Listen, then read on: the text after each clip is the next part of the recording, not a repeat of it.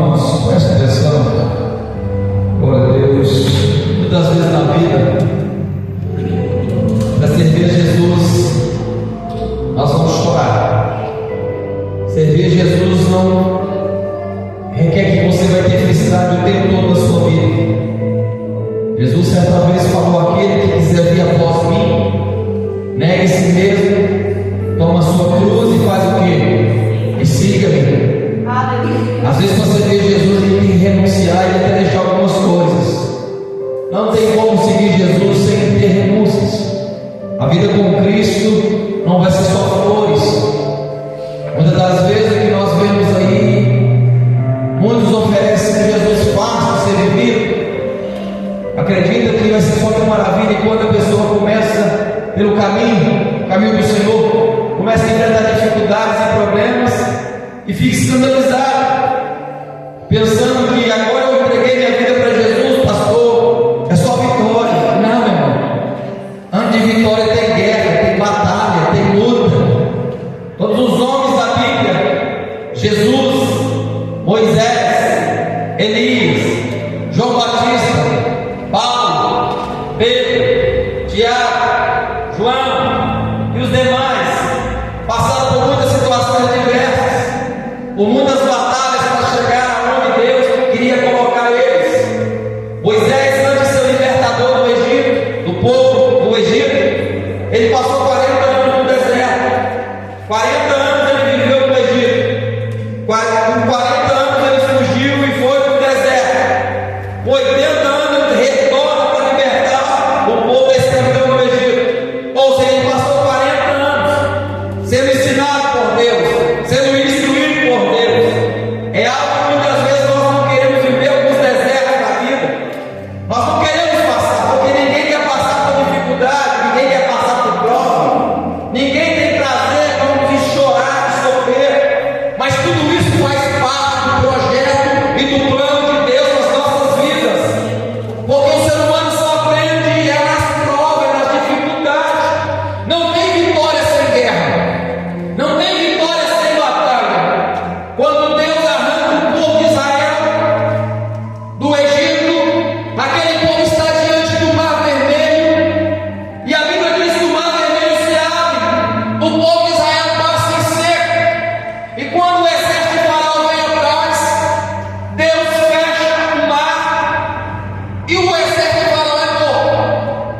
Naquele momento Moisés começa a louvar o Senhor, começa a fazer um cântico a Deus. A sua irmã Miriam também pega o tamborim e começa a tocar e louvar o Senhor, porque assim acontece com a gente. Quando a gente recebe uma vitória, uma bênção, a gente expressa alegria, a gente expressa gratidão por aquilo que Deus fez.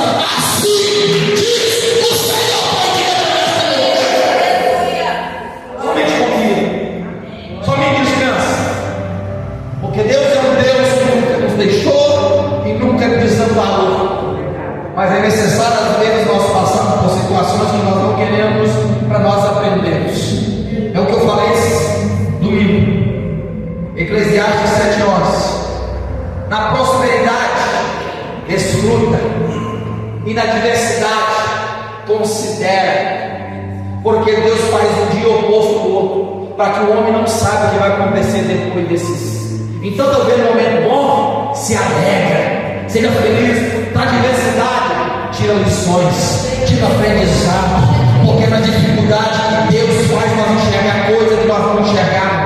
É na dificuldade que nós colocamos mais a nossa mente para trabalhar e para funcionar. Então entenda algo, toda diversidade que você possa viver ou enfrentar, tira lições dela.